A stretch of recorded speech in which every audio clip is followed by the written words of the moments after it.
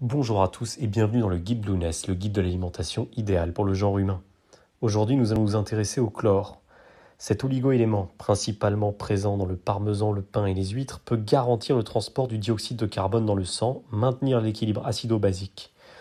En savoir davantage sur le chlore nous permet de prévenir un déficit ou un surdosage. Le chlore, c'est un gaz naturel qui n'existe pas à l'état libre dans la nature, mais son sel, le chlorure, est un des minéraux essentiels pour l'organisme. Le corps d'un adulte contient environ 8,4 g de chlorure. On le retrouve surtout dans les liquides comme la lymphe, le sang, les sucs gastriques et aussi le liquide cérébrospinal. Plus connu sous le nom de sel de table dans notre vie quotidienne, le chlore possède des vertus gustatives.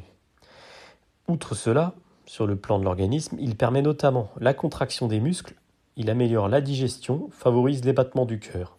On lui reconnaît également la capacité de réguler le flux sanguin et d'assurer la transmission des impulsions nerveuses.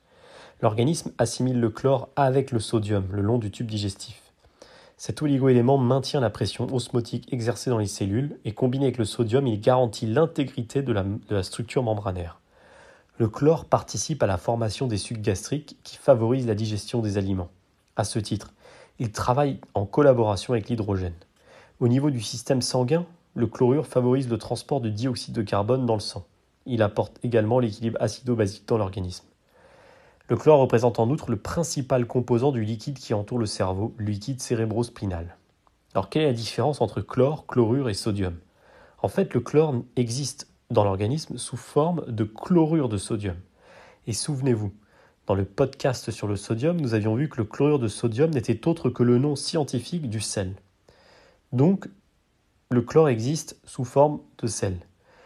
Le chlorure de sodium, donc le sel, contient du sodium à hauteur de 40% et du chlorure à hauteur de 60%. Autrement dit, 1 g de sel correspond à 600 mg de chlorure et 400 mg de sodium. Or, le chlorure, c'est l'état dans lequel le chlore est présent dans l'organisme, à travers donc son sel, donc le chlorure de sodium. Les besoins de l'homme en chlore. Le chlore n'est pas synthétisé par l'organisme. Une alimentation saine et équilibrée assure un apport suffisant. L'homme a des besoins différents en chlorure selon ses habitudes alimentaires, son mode de vie, les variations climatiques, etc. En raison des changements qui peuvent survenir au cours d'une vie, les apports nutritionnels conseillés en chlore évoluent de manière continue. Par contre, l'homme doit limiter ses apports en chlorure de sodium au risque de provoquer une hypertension et des œdèmes souvent fatals. Dans les faits, l'Agence nationale de sécurité de l'alimentation, de l'environnement et du travail, donc l'ANSES, et l'Autorité européenne de sécurité des aliments, l'EFSA, n'ont déterminé aucune référence nutritionnelle. Mais l'Institut de médecine américain a fixé en 2004 des apports en chlorure qui, pour un adulte, sont d'environ 2300 mg par jour. Le besoin en chlore des sportifs d'endurance et des individus qui travaillent en plein air est légèrement supérieur. Il leur est conseillé de boire une eau enrichie en chlorure de sodium, soit une teneur de 1200 mg par litre. La principale source de chlorure, c'est le sel de cuisine, mais presque tous les aliments en contiennent. On trouve davantage de chlore dans les aliments d'origine animale, bien que les végétaux n'en soient pas complètement dépourvus. Parmi les aliments les plus riches en chlore, on retrouve les fruits de mer, les aliments industriels, la charcuterie, les chips, les soupes et le jambon. Vous retrouverez évidemment la liste de tous les produits les plus riches en chlore directement sur les guides Blueness.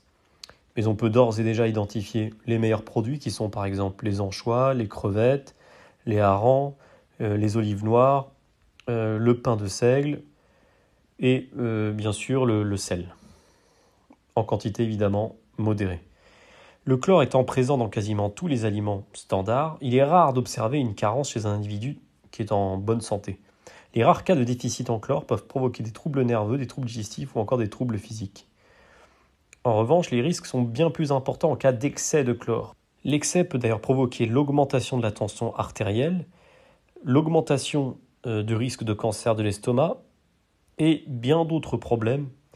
C'est pourquoi le sel, de manière générale, doit être consommé dans une fenêtre de tir que l'on a déjà précisé dans le podcast réservé au sel et au chlorure de sodium. À très bientôt dans le guide Blueness.